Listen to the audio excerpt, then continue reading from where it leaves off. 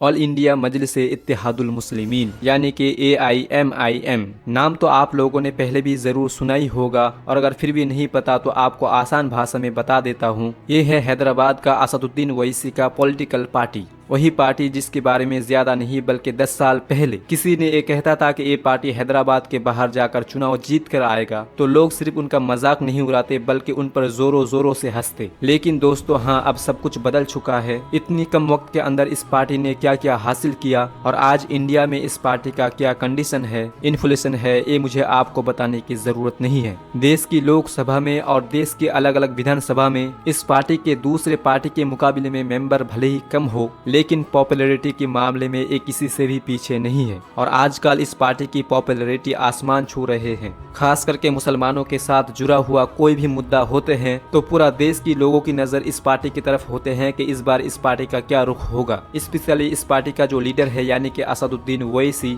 उनके बगैर तो मुसलमानों से जुड़ी हुई कोई भी मीडिया डिबेट अधूरी माना जाता है। और जब भी कोई कभी असदुद्दीन ओवैसी का भाषण होता है या फिर कोई रैली होते हैं तो वहाँ पर मौजूद भीड़ को देख करके ही ये पता लगाया जा सकता है कि आजकल इस पार्टी की या फिर इस नेता की शोहरत कहां तक पहुंच चुकी है। दोस्तों यहाँ पर ध्यान देने वाली बात ये भी है, क्योंकि इस पार्टी को ये शोहरत भले ही कुछ सालों के अंदर मिली हो तो इसका मतलब ये नहीं कि ये पार्टी कोई नई नवेली है, बल्कि इसका इतिहास तो हद से ज्यादा पुराना है। इतना ज्यादा पुराना कि आज पूरे भारत में एक दो ही ऐसा पार्टी होगा जिनका इतना पुराना इतिहास होगा। और इसका ये लंबा और पुराना इतिहास काफी उतार चढ़ाव का भी शिकार हुआ। कभी तो इस पार्टी को एक कौम ने अपना रहबर माना और कभी अपने ही देश के साथ गद्दारी करने के इंजाम भी झेलने पड़े।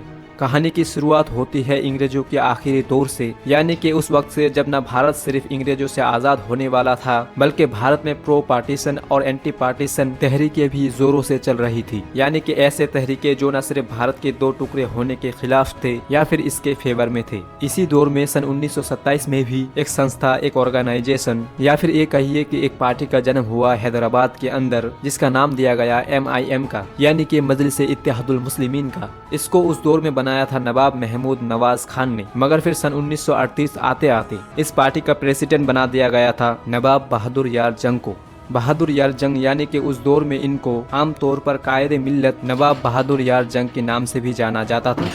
उनका ये ख्याल था कि हैदराबाद को अलग इस्लामिक आज़ाद रियासत बनना चाहिए जो इस्लामिक कानून के हिसाब से चले। उन्होंने MIM यानी कि मजलिस-ए इत्तेहादुल मुस्लिमीन के ऑर्गेनाइजेशन से भी अपने इस मुहिम को खूब बढ़ चढ़ कर आगे बढ़ाया, मगर फिर 1944 आते आते उनकी डेथ हो गई। डेथ के बाद अब सन 1944 में मजलिस-ए इत्तेहादुल मुस्लिमीन का कमाल आया कासिम रिजवी के हाथ में। वही कासिम रिजवी जिसको रजाकार मूवमेंट का फाउंडर भी माना जाता है। फिलहाल 1947 में देश आज़ाद हुआ और उसके बाद जो आज़ाद रियासतें थी उनको ये इख्तियार दिया गया, वो या तो पाकिस्तान के साथ चले जाए या फिर भारत के साथ आ जाए या फिर वो खुद आज़ाद भी रह सकते हैं। हैदराबाद के जो नवाब थे यानी कि मीर उस्मान अली खान, उन्होंने आज़ाद रियासत बनने का ऐलान कर दिया। लेकिन क्योंकि हैदराबाद रियासत लोकेशन के एंगल में ऐसी जगह में मौजूद थी जहाँ पर आज़ाद रियासत बनना लगभग नामुमकिन था, नतीजा ये हुआ कि सन 1948 में इंडिया ने एक स्पेशल ऑपरेशन चलवाया जिसको आज भी ऑपरेशन पोलो के नाम से याद किया जाता है।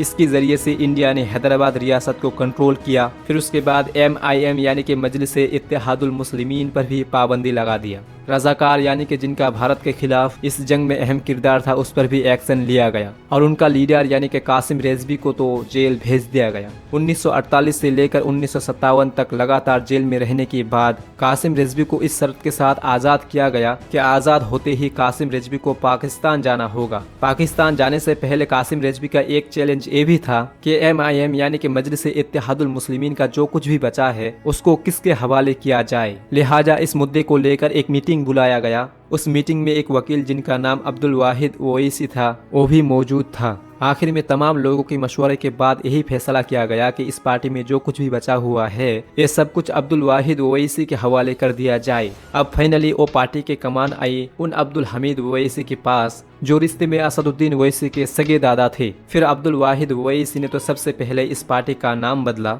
यानी कि इसमें MIM के पहले AI भी लगाया, यानी कि मजलिस-ए-इत्तेहादुल मुस्लिमीन से ऑल इंडिया मजलिस-ए-इत्तेहादुल मुस्लिमीन बन गया। नाम तो बदला ही, साथ में आइडियोलॉजी यानी कि विचारधाराओं में काफी ज्यादा चेंजेस किया। जहां एक तरफ ये पहले काफी एक्सट्रीम थे और इसने अलग अलग तरह की मुहिम चलाई थी, लेकिन अब इसको प्योर इंडियन पार्टी बनाया गया, वो भी खास तौर पर इंडियंस मुस्लिम्स के लिए, यानी कि एक तरह से ये पार्टी अब बिल्कुल नए हो चुके थे। आगे जाकर 1975 में इस पार्टी के बागडोर अब्दुल वाहिद ओवैसी के बेटे यानी कि सलाहुद्दीन ओवैसी के पास आए, जिनको आम तौर पर सालार मिल्लत के नाम से भी जाना जाता था, और जो रिश्ते में असदुद्दीन ओवैसी के फादर यानी कि वालिद थे। सलाहुद्दीन ओवैसी के बारे में माना जाता है उनका एक ख्याल था कि वो अपनी पार्टी को मुसलमानों की सियासी ताकत बनाए। उनके अक्सर तकरीरों में और बयानों में ये सुना जाता था कि मुसलमानों सियासी ताकत हासिल करो, मेन स्ट्रीम पॉलिटिक्स से जुड़ने की कोशिश करो। सुल्तान सलाहुद्दीन ओवैसी जो बहुत कम उम्र में ही पॉलिटिक्स में एंटर हो गए थे, उन्होंने पहली बार 1962 में विधायक का चुनाव जीता। यह अपना इस पार्टी के सबसे पहला विधायक बनने की भी इतिहास का पहला इंसान थे, और उसके बाद तो इन्होंने एक के बाद एक लगातार 6 विधायकी का इलेक्शन जीते। फिर 1984 में इन्होंने फाइनली ये फैसला किया कि अब ये लोकसभा भी जाएंगे। फिर इन्होंने हैदराबाद के सीट से MP का चुनाव जीता और इस तरह से फाइनली अपनी पार्टी से लोकसभा पहुंचने वाले पहले इंसान बने। विधायक इलेक्शन की तरह ही लोकसभा इलेक्शन में भी 1984 से लेकर 2004 तक इसको अपनी सीट से कोई भी हिला नहीं सका, कि जब तक खुद इन्होंने रिटायर होने का फैसला नहीं किया। 2004 में रिटायर होते हुए भी इन्होंने अपनी सीट अपने बेटे यानी कि असदुद्दीन ओवैसी के हवाले कर दिया, और तब से लेकर आज तक लगातार असदुद्दीन ओवैसी ही जीतते आ रहे हैं। सुल्तान सलाहुद्दीन ओवैसी ने तो 2004 में ही पॉलिटिक्स से रिटायर होने का ऐलान कर दिया था, मगर जो पार्टी थी उसकी ओवरऑल बागडोर उसी के हाथों में थी। मगर फिर सन 2008 में जब उनकी वफात हुई तो फिर उसके इस पार्टी के बागडोर लंदन से पढ़ के आया उनके एक ऐसे बेटे के हाथ में आई कि जो बेटा किसी दौर में क्रिकेटर बनना चाहता था, पॉलिटिक्स में कोई भी इंटरेस्ट नहीं था, मगर फिर एक्सीडेंटली माँ बाप के कहने पर या फिर ये कहिए कि अपने बड़े बूढ़ों के समझाने पर पॉलिटिक्स में आ गया। लेकिन हाँ, फिर पॉलिटिक्स में आ जाने के बाद उन्होंने उस सब कुछ हासिल किया और अपने पार्टी को उस मकाम तक भी पहुंचाया कि जहां तक पहुंचाना इस इंसान का फादर और ग्रैंडफादर का सिर्फ सपना था। हाँ दोस्तों, मैं बात कर रहा हूँ असदुद्दीन ओवैसी के, क्योंकि इस पार्टी को असदुद्दीन ओवैसी के हाथ में आ जाना ही एक बहुत बड़ा टर्निंग पॉइंट था, क्योंकि इसके बाद से ही इस पार्टी ने अपना दिशा दशा, अपनी स्टेजेस सब कुछ बदल डाली।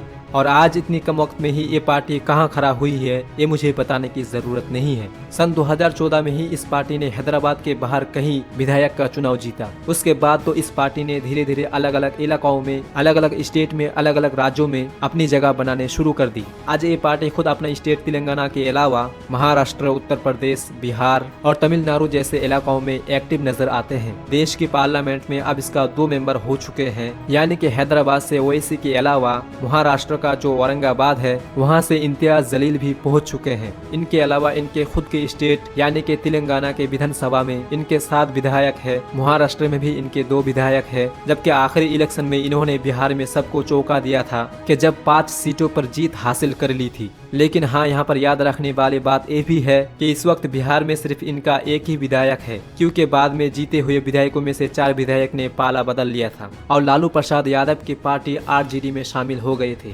दोस्तों, असदुद्दीन ओवैसी की पार्टी के बारे में बात किया जाए और B टीम वार्ड को छोड़ दिया जाए, भला ये भी कैसे मुमकिन है। दरअसल मामला ये है कि जब से असदुद्दीन ओवैसी ने हैदराबाद के अलावा अपने स्टेट तेलंगाना के अलावा दूसरे इलाका में लड़ने के फैसला किया है और अलग अलग इलाकों में अपनी किस्मत को आजमाना शुरू किया है, तब से ही इनके ऊपर BJP की B टीम होने का इल्जाम लगने लगे हैं। यानी कि जब भी ये पार्टी किसी इलेक्शन में लड़ने की फैसला करते हैं तो BJP के मुकाबले में देश के जितने भी मेजर सेकुलर पार्टीज है उनकी तरफ से ये कहा जाता है कि दरअसल ये इलेक्शन में उतरते ही तब है जब इनकी वजह से BJP को सीधे तौर पर फायदा होते हैं। बाकी दोस्तों, ओवैसी पर लगा इस B टीम की टैग के बारे में आप क्या कहना चाहोगे, कमेंट करके जरूर बताना। ये वीडियो अगर पसंद आई है तो इस वीडियो को लाइक करने के साथ साथ चैनल को सब्सक्राइब जरूर करना और इस वीडियो को अपने दोस्तों के साथ जरूर शेयर करना।